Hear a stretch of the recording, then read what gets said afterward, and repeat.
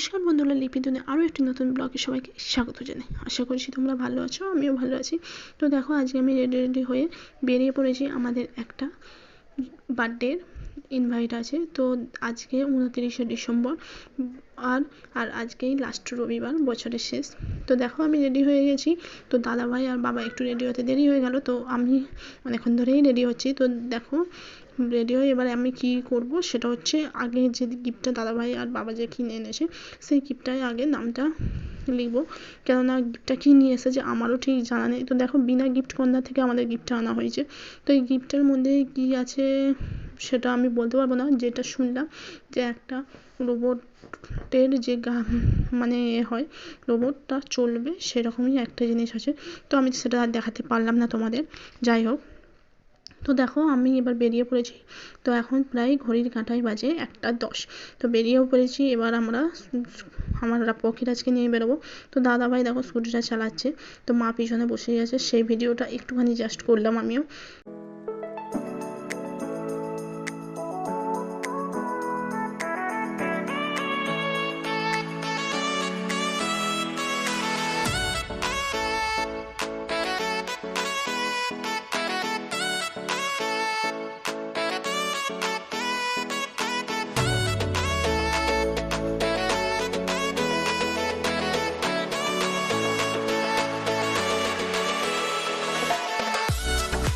তো দেখো, আমরা অনেকক্ষণ আগেই পৌঁছে গেছি।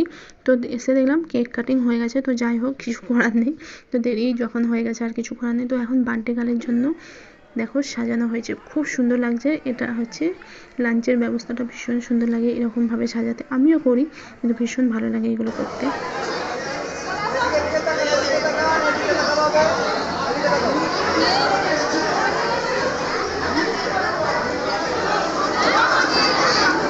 তো দেখো বন্ধুরা, এবার আমিও খেতে বসে গেছি, কেননা অনেকটাই দেরি হয়ে গেছে। তো ও খাচ্ছিল যখন, তাই দেখছিলাম।